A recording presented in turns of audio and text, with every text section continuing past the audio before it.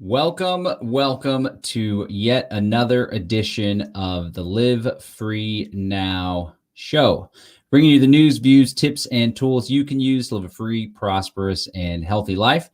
And today we're going to be talking about freedom and essentially freedom from the rat race that is politics. And I really want to hammer home why it's important for we activists, we change makers, we radicals, we innovators, why it's important for us to chart our own course and to be proactive rather than reactive in our pursuit of freedom.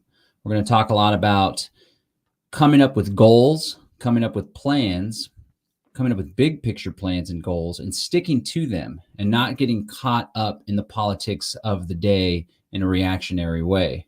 Hey, we just may. The state will slay. All right.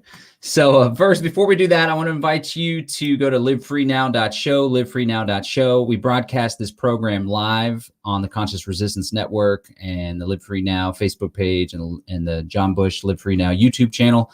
And then we download it, mix a little audio, and post it as a podcast. So if you want to follow along the podcast, livefreenow.show, I strongly encourage you to do that. One thing, thankfully, they can't take our RSS feed away. We reach a lot of people through the Conscious Resistance Network, and I want to invite you, if you're a fan of the Conscious Resistance Network and the work of Derek Bros, myself, Danny Panzella, and others on the network, be sure you follow at BitChute, Library, all sorts of other stuff, because big tech censorship may take this away. But one thing that can't be taken away is my podcast feed. Derek also has podcasts for the Conscious Resistance. So go to livefreenow.show to check that out. And I also want to shout out our sponsor, Brave Botanicals. You can get a free ounce of kratom, helps with chronic pain, relaxation, stress, and anxiety. Check that out at freeounceofkratom.com. Here's what that looks like, the website there. Check that out. You can get a free ounce, just pay $5 shipping and handling. This is what kratom looks like. It's a powder, pain relief, addiction, stress and anxiety, energy and focus. It's a game changer. There's a whole lot of testimonials too. Even I need to add, I get testimonials all the time about how this has completely changed people's lives and helped them to find more balance and peace.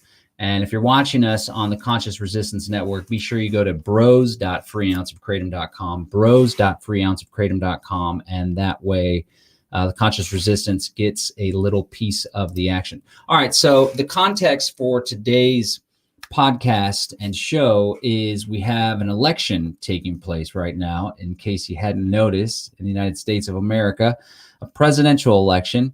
Every 4 years, the people of America, the voters, I guess, get all worked up and antsy and frustrated and anxious. And there's a whole big to-do about choosing the next ruler of this country. The excitement has been amplified because one of the Supreme Court justices, Ruth Bader Ginsburg, very liberal justice, she passed away. And what this means is that the current president, Donald J. Trump, has the opportunity to rush in and fill the Supreme Court vacancy before the presidential election. And boy, people are sure worked up about this. I want to make the case today, as an activist, as an anarchist, that we shouldn't concern ourselves with presidential elections or congressional elections, city council elections, and we shouldn't concern ourselves with who is going to be appointed to the Supreme Court or not. Now, this also, I would like to encourage people, if you don't consider yourself an anarchist, those who believe we should organize society without a hierarchical, coercive government, or if you're not an agorist, a revolutionary market anarchist who chooses to participate in alternative institutions and create counter economies outside of the scope of government. If you're just a run-of-the-mill activist, maybe you're an activist for peace, an activist for equality, social justice, an activist for truth, or if you're a libertarian activist and you still engage in party politics and all that stuff, I'd like to encourage you to consider an alternative path towards achieving those goals, right? So people have different ends the goal, where they want to go, where they would like to see society go. And there's several different paths on how to achieve those ends. There's several different means to achieve those ends. And there's two distinct classes when it comes to strategies and means. One of them is a political strategy, a political means of achieving your goals. And again, I'm going to be talking mostly in the context of a libertarian or someone that values individual sovereignty, free markets, I mean, whatever. I'll try to make this as apolitical as possible as far as your political classification, right? This will be anarchism, anarchy without hyphens, as Karl Hess wrote. But even if you're not an anarchist and you just have these different goals, you can take a political path towards achieving those goals, which is involves voting, electing candidates, lobbying, putting a bumper sticker on your car to vote for your guys, supporting political parties, whether it's Libertarian Party or whatnot. And then there's a non-political approach, which involves direct action or the creation of alternative institutions or engaging human beings and trying to have a cultural change as far as the way people think, right? Because oftentimes where people are at, government lags behind, right? The perfect example of all of this, one thing I want to say real quick is this mostly applies to radicals. There's radicals on the left, there's radical libertarians, there's radical anarchists.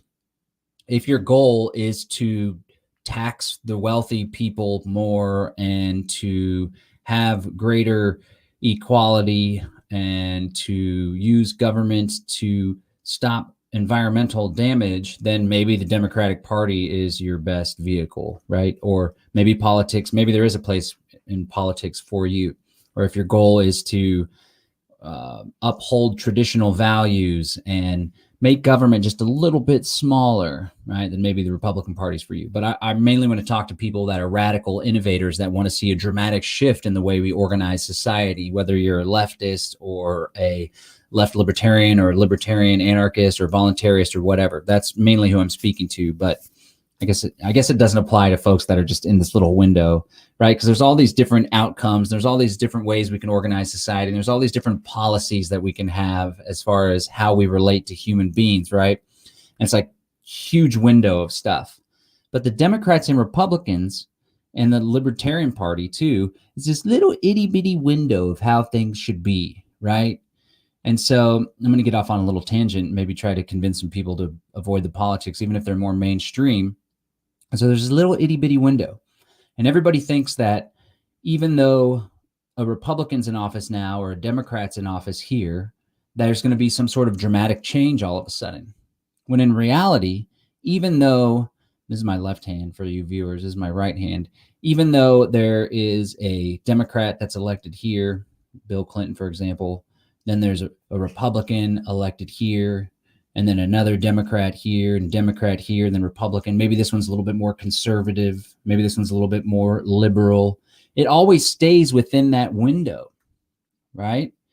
Tom Woods talks about the 3x5 index card of acceptable opinion and thought. And it's like if you step outside that 3x5 index card, the media will label you a kook or a quack or whatever. Well, politically, it's the same thing.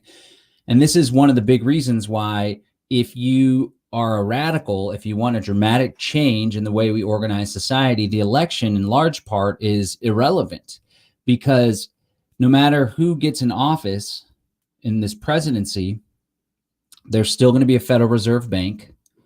There's still going to be foreign wars of aggression, maybe to a different degree. Still going to be an income tax. The federal government and the bureaucracies are still going to be entirely bloated and completely just insane and intervene into your life. You know, I should do a whole podcast and video on Trump. I'm not a Trump fan, although I do recognize that Trump is a departure from, so he's a departure, but he's not a departure, right? He still believes in government. He still rammed up the debt. He still engages in a variety of different authoritarian measures, right? But he represents a departure in that he is not part of the Bush, Clinton, Obama, right? Even the Obama administration was Clinton, right? This whole Bush-Clinton phenomenon, which is this classical neoconservative, Anglo-American establishment, elite, Wall Street-backed, backs the foreign wars of aggression, military industrial complex, globalization, right? It's just the classic Council on Foreign Relations, Trilateral Commission, Bilderberg Group. It's the agenda, right? What many refer to as the globalists. That's what we've had in this country, even when Ronald Reagan, who again was supposed to be this departure from that, right? But he wasn't. He had George Herbert Walker Bush, which is like the consummate insider, former head of the CIA, total Illuminati type guy as the president, right? And then before that, Carter had the Trilateral Commission's Zbigniew Brzezinski all up in the administration. So Trump, at least, while he's not perfect in the least bit, he's definitely not a liberty guy, and liberty and freedom is really important to me. He at least represents a departure, even if in name only, from that, what they call the deep state or the shadow government, or that little cabal, that little clique. And so he's still with his policies, right? I mean, he's spoken out against the Federal Reserve. That's a benefit. He reduced taxes considerably from before, but it's not like Ron Paul, which is like end the Fed, end the income tax, end the Department of Education, right? So at least he's speaking out against it. But nonetheless, if you are like me and you desire radical change, a radical departure from the status quo, so we can have genuine freedom in our lives, then you shouldn't be satisfied with that, right? Same thing with the Supreme Court. We have this U.S. Constitution that created this separation of powers. I'm doing air quotes for the podcast audience. Separation of powers. In reality, it's all just three different heads of the same beast, maybe four heads when you include the mainstream media, right? The executive, the judicial, the legislature, and then the mainstream media. And this system, it's sold to the public, it's sold to you in public school that it's supposed to be this checks and balances, separation of power, but nothing could be further from the truth. The Supreme Court just basically rubber stamps here, rubber stamps there. But even if it's the liberals and the conservatives on the court, it's still within that same little channel of status quo, right? It's the channel of normalcy. And so when everyone focuses so much energy, time, money, resource on this little channel, it doesn't leave time for changing the game entirely.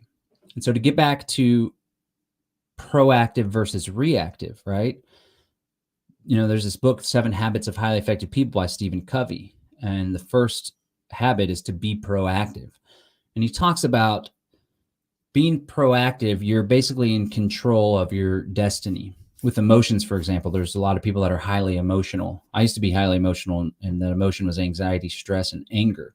And I was reactive to those emotions. I was a slave to those emotions, essentially, right? A reactive paradigm is where something happens, a stimulus, and then you get triggered, and immediately you're like all hyped up, and those emotions are in control of your faculties and the way that you behave and the way that you relate to your other humans. Well, a proactive human being, a stimulus happens, maybe it's a fight with a significant other, and you have an opportunity. Covey talks about this special place between the stimulus and the response, where you have that magic window of mindfulness where you can be proactive, right? And so to expand upon that, and that's on an individual level, but to expand upon that for the purposes of our activism strategically, when you're in a reactive paradigm, your time, your efforts, your organization, you are reacting to the agenda of your political opponents. In this case, as a libertarian, Albert J. Knox said, our enemy, the state, right? So our political opponent, our enemy is the state, that coercive institution that exercises a geographic monopoly on the initiation of violence. When one party's in power, it forces everyone else in that geographic area to do things against their will, whether they like it or not. That's the state. That's our enemy if you are a liberty lover. And so when you're like focused on, okay, we got to spend all our time, we got this big bill that's being introduced into the state house that's going to allow the police to do this checkpoint and allow this for blood draws and allow that for tracking this and tracking that and criminalizing this or that, right? That's not to say that there isn't some value in slowing the size, the growth of the size and scope of the state.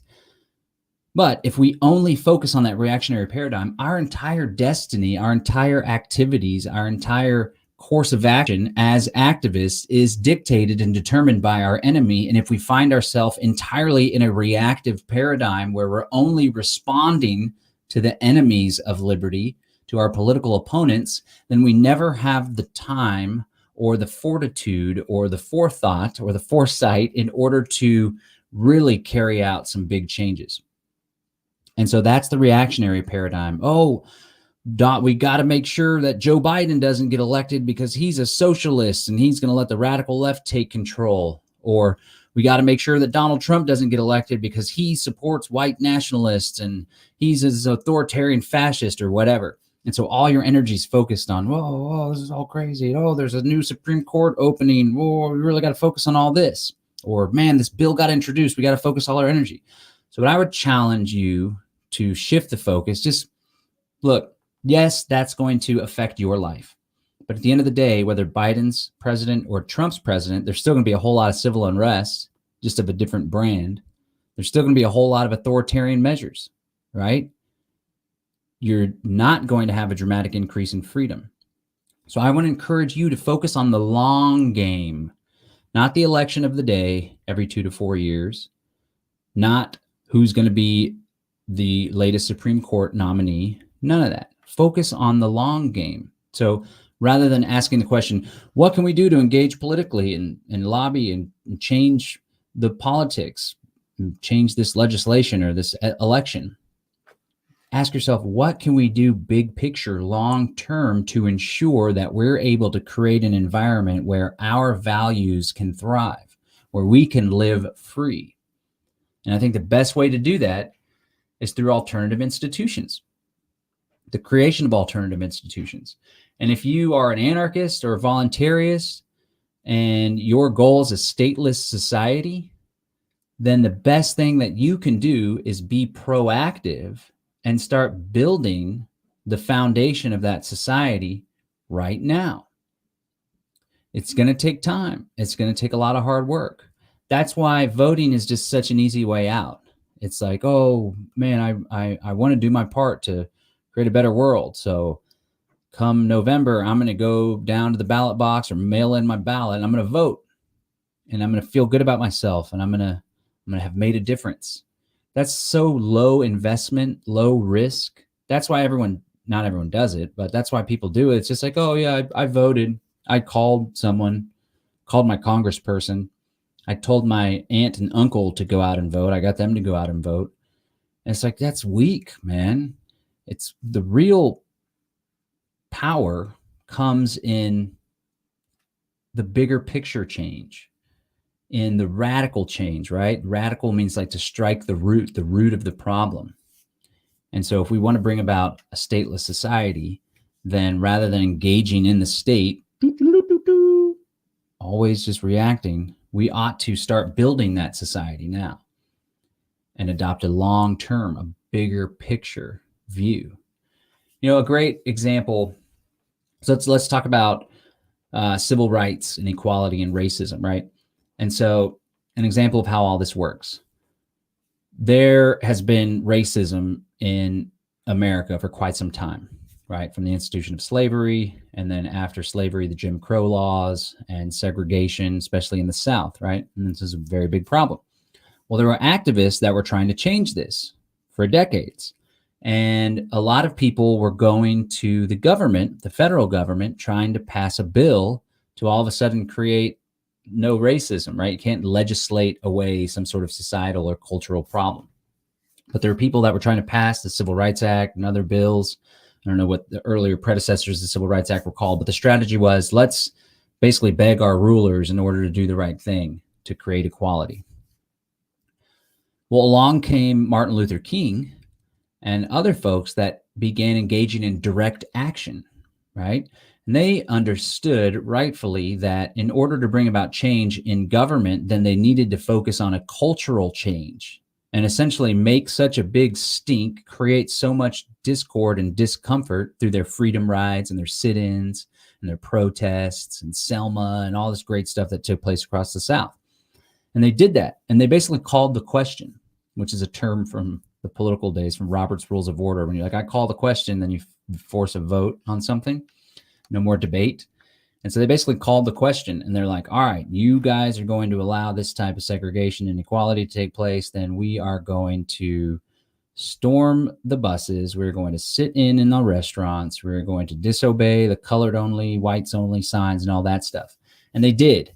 And it got massive coverage. It sparked a national conversation. And it was only after that direct action took place that the government caught up to the will of the people. I say that in quotes because for you podcast listeners, I guess I need to start distinctively doing that for the podcast listeners. But I say it in quotes because a group of people doesn't have a will. Individuals have wills and their choices and their drive and their individual, motivation and direction that they go, but a group can't. So I say that in quotes, but it was pretty clear that people in mass were fed up with the segregation laws. And it wasn't until Martin Luther King went out and took a radical approach, a direct action approach, that there was change in Washington.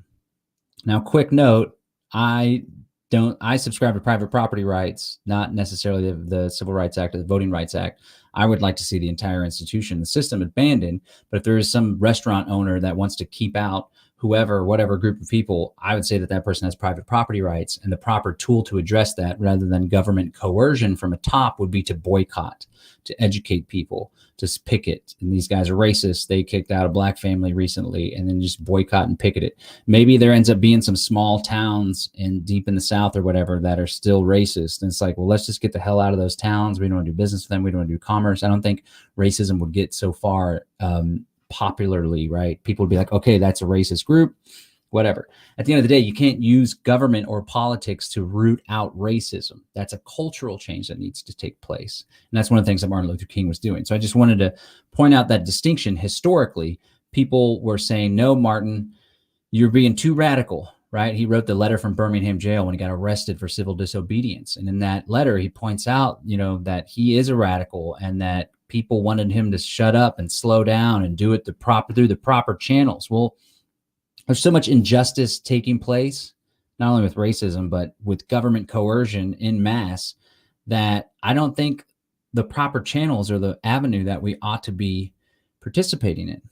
If your goal is a free society, the best thing you could do is create that free society now by creating alternative institutions, right? Another example with the End the Fed movement.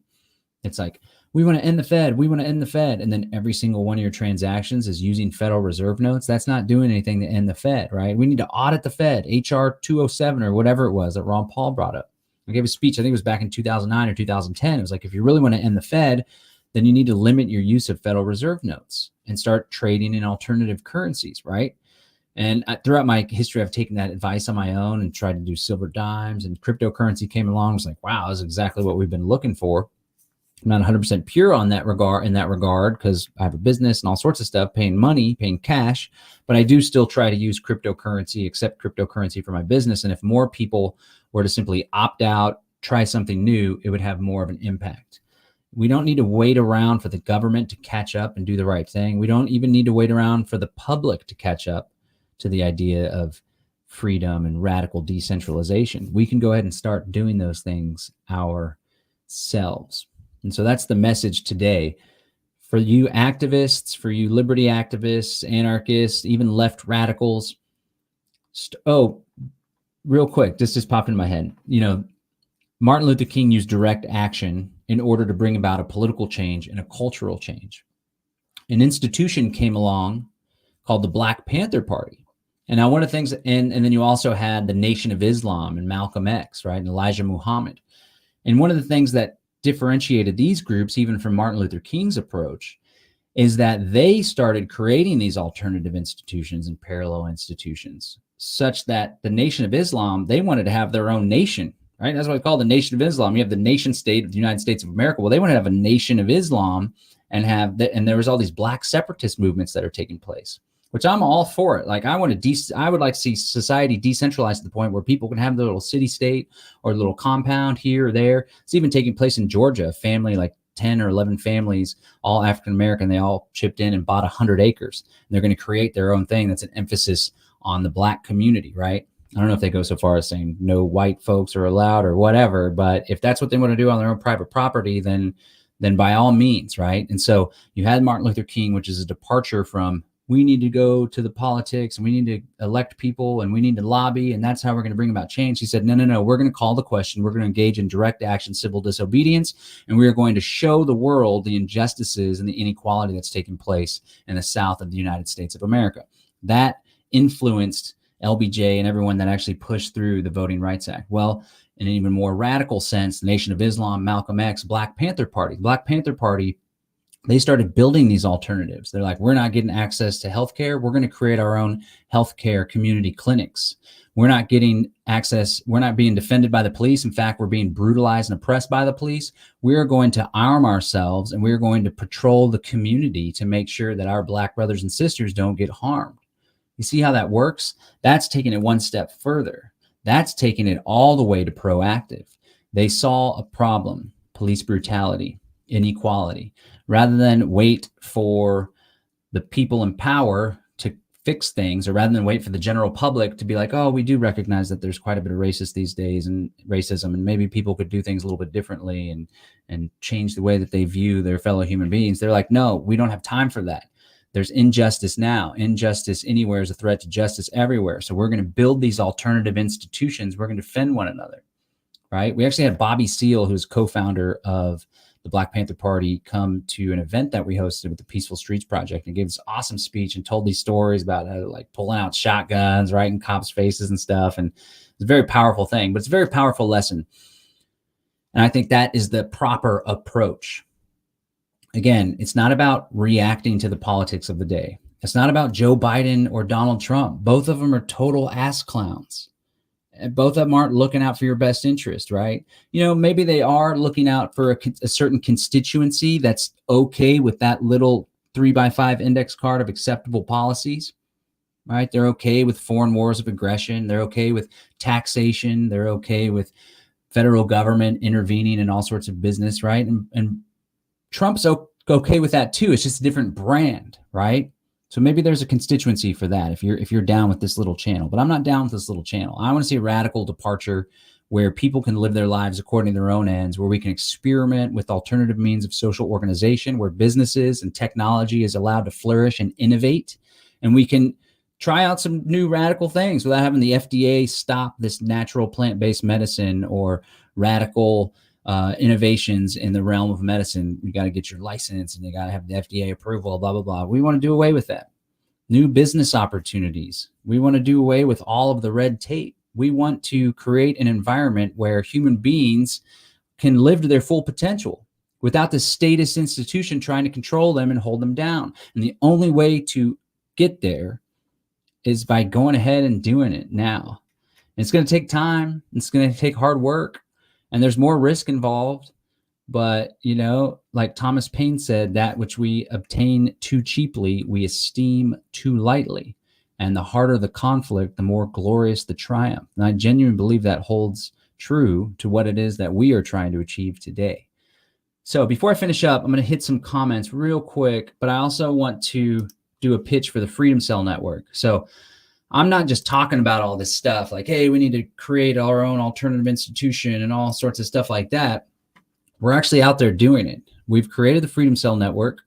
It is a decentralized peer-to-peer network that all centers around the foundation of a group of 8 people.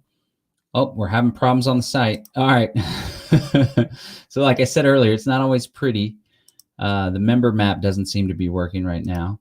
But we're upgrading the site, doing all sorts of stuff. You can join the site at freedomcells.org. And when you pull up the map, you'll see that there's a whole lot of people, over 4,000 people that are participating. It all centers around this inner cadre group, a mutual aid group, mutual defense group. You work on mutual goals, 8 people. Then you encourage the creation of other groups of 8. Before you know it, you have 8 groups of 8 all working together in concert, communicating with one another, making decisions together, investing money in property and whatever, supporting each other's businesses. Then you can have 8 groups of 64, right? 8 groups of 8. You have your group of 8. You have 8 groups of 8. Then you can have 8 groups of 64. It's like 544 people all working together in concert, whatever. It doesn't all look exactly like that, like this clean, unique design where it's 8 here, 8 here, 8 here. It's happening organically, but we are creating an alternative institution, an alternative framework, an alternative social organization that's not top-down hierarchy control. It's freedom, voluntary, mutual benefit, helping one another, helping our fellow human beings. And the idea is, let's go ahead and start building this foundation right now. So as time goes on, we're adding to the foundation, we're strengthening the foundation, we're innovating, we're creating these little subgroups. There's little industries and businesses and services and mutual aid community organizations that serve the group as a whole, right? And we just adopt a long-term picture. What's that phrase? Like Rome wasn't built overnight, something like that. We can't expect to just go vote for somebody, JoJo Jorgensen, the Libertarian Party, and we're going to have freedom. We got to get out there and get our hands dirty and build the free society that we all deserve. And if we don't, if we just focus on the election of the day and all our energy there, like for me, I see it as entertainment. Like I'll watch some Donald Trump speeches and I'll be like, damn, I can't believe he said that. Oh, I love it when he gives a hard time to the fake news. This is great. Oh, it's so hilarious, right? It's entertainment. I'm not like, oh, yes, Donald Trump. Oh, Joe Biden, you will save us and you will bring about the world that we all desire and protect us from the other. There's all this it's all this insecurity and fear of the other that's really fueling a lot of American politics today, this identity politics and this right versus left and this black versus white and Black Lives Matter and Antifa and anarchists and Boogaloo and white nationalists, all this bullshit that doesn't even matter. Forget about all that. Let's focus on this over here. Let's focus on building and creating rather than criticizing, complaining, condemning, destroying, and freaking crying and whining. Ain't nobody got time for that shit. All right. I want to invite you again to check out livefreenow.show. This has been the Live Free Now show. We are going to just go through some of your comments real quick as we end the program. Kratom is a lifesaver, says the Erie Fairy. Yes, Kratom literally has saved a lot of people's lives. It's super duper, super effective, and it's helped a lot of people to get off of drugs, which is super cool. I'm conditioned to take a vote. It's not all bad. It's money that corrupts. I don't have a problem with money personally. And I consciously choose not to have a problem with money. Money benefits me. Money is a medium of exchange. I don't support the Federal Reserve Bank and the Federal Reserve notes that empower foreign wars of aggression. But I do like wealth and providing value to people in exchange for money. I do believe that money doesn't create happiness, but having money makes it easier to pursue happiness. So I need to do an episode 2. There's a lot of comments here. I think a lot of them are coming from the conscious resistance where people just always say, money's the problem. Money's the root of all evil. Money's what's corrupt. Money's bad. Money's bad. And I have a feeling a lot of these people that have this mindset about money, money's bad, money's evil, money's corrupt, that you're literally building a wall around you, a wall between you and money. And like money could be flowing in or money's out there. There's tons of money out there. You know, wealth is everywhere.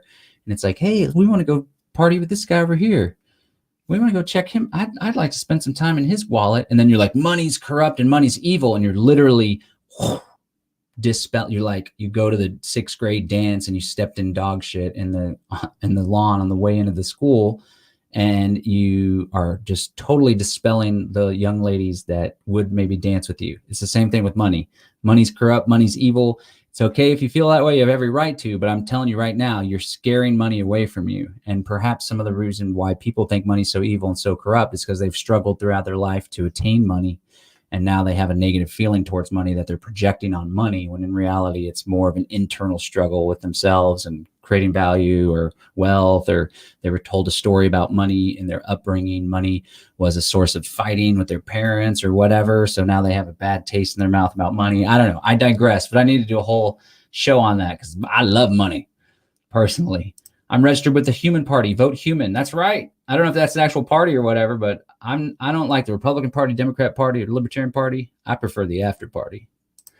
I'm going beyond voting and standing behind a man. I don't know. I think that might have been a joke, but I missed that one. It's a false left-right paradigm. Democrats versus Republicans. That's right. I'll throw the libertarians in there too. They're sticking with the status quo quite a bit. And a lot of libertarians are just Republican light. The international banking cartel picks who gets every office in every country, even local. I don't think that the conspiracy goes so deep that the local dog catcher or the city government in some small town in West Texas is picked by the international banking cartel. I don't think that they have that much power. They don't have that much control. They don't have that much influence. But when you do have influence and control over the top, the top down, the power centers of society, then you don't necessarily have to be so integral in all of the smaller decisions. You can change the culture, like the Rockefeller Foundation, for example. They're not engaging in the local candidate office, although George Soros seems to be engaging in district attorney races, but they can still have a huge influence on society in the course of history by throwing their money around here, programs there, international, this, that, or the other. Can't bring myself to vote for president of the United States, that's for sure. I'm with you, man. ANCAP, voluntarist, libertarian, I'm all that. Don't know the difference, really. Libertarian is like someone that believes in the non-aggression principle. It's political philosophy, free markets, voluntary exchange, and it all stems from the non-aggression principle. A consistent libertarian will apply that across the board and find that you can't be a minarchist that believes in a minimal government, because in order to have taxation of the existence of government whatsoever, you have to violate the rights. You have to initiate aggression against someone to pay for it, to fund it all, even if it's a night watchman state that does police, security, and justice and the military. Right. And then an anarcho-capitalist is someone that's an anarchist. They believe in a state society, and they believe rather than having a government or a state, we should have a capitalist system that meets the wants and needs of people. And that's what helps to fulfill the common wants and needs, capitalism. And then a voluntarist is simply someone that believes all human relationships should be voluntary. So there's a lot of overlap. One can be all three. One can be a voluntarist, but not an ANCAP. Right. So it's just all words. At the end of the day, sounds like you don't want to force your views upon other people. So good man. All righty, ladies and gentlemen, we're going to go ahead and wrap it up. Before we go, I want to encourage you to subscribe to the podcast at livefreenow.show. You can find us on Spotify, Google Podcasts, iTunes, all that stuff. Thankfully, they're not as big tech censorship on the podcasts. Maybe the program's not as big as it could be, and then they'll start cracking down on us. So subscribe to the podcast, livefreenow.show. And then if you're watching us on the Conscious Resistance, you got to go and follow along on BitChute and Library and Minds and all these other channels. You can go to theconsciousresistance.com. Sorry, theconsciousresistance.network.com, theconsciousresistance.network.com. And old Derek Bros and our wonderful web guy, Neil, they set up this little setup here where you can follow on all these different channels here. So we really need you to follow us on these alternative channels, because big tech censorship is running amok, and they're censoring exactly the same kind of stuff that we have. And the Conscious Resistance Network has a pretty big reach. So it's probably not a question of if, but when. So follow me on my podcast if you like what I have to say. You can subscribe to my personal YouTube channel. It's not as big as this one, so maybe it'll last a little bit longer. But there's a lot of great content out on the Conscious Resistance. So if you're watching us here, make sure you subscribe on those other channels, those other avenues. Follow the podcast.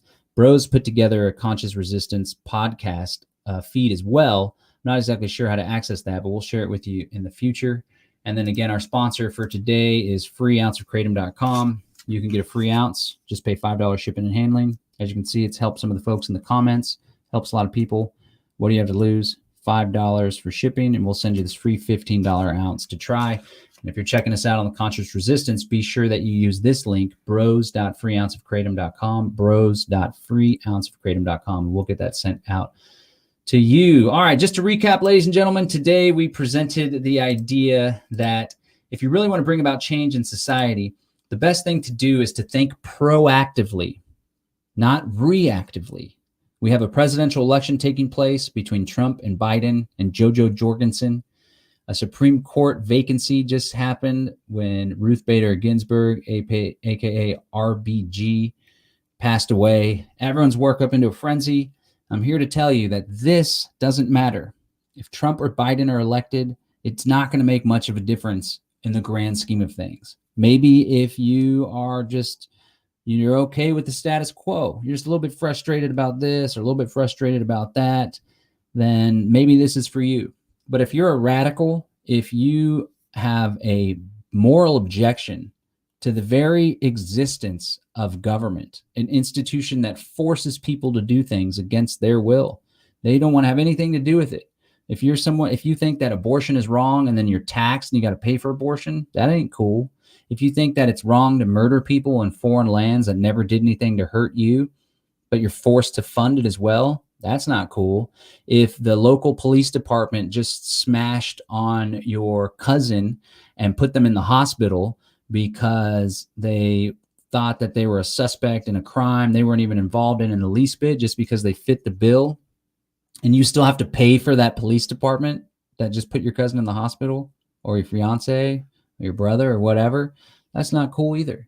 If you are somebody that thinks we as humanity can do better than the status quo, and you think that we haven't even begun to experience our full potential as free, beautiful, powerful human beings, then I want to encourage you to be proactive, to go ahead and start building the society that you hold in your head, that you dream about, that beautiful society of permaculture, intentional communities, no hierarchy. People are innovating, and they're just access to all sorts of radical, natural, plant-based health medicine. No more reactionary medicine, no more reactionary government, no more us versus them, because people are free to live their lives. If that's what you think about, that's what you have a vision, then I invite you to start building that now, even if it's small baby steps. Voting's low risk, voting's weak, voting ain't going to change anything, right? If voting really made a difference, they'd make it illegal. So join us as we build the society that we all deserve right now as the state crumbles around us. All right, John Bush, peace and freedom. Oh, there you go. Derek Bros throughout the Conscious Resistance podcast right there. You can follow that link there in the comments on the live feed. It's going to have all sorts of good stuff there. Follow us on these places that aren't getting censored or taken down. All right, this is John Bush. Live free now. Peace and freedom. I'm out. Thanks.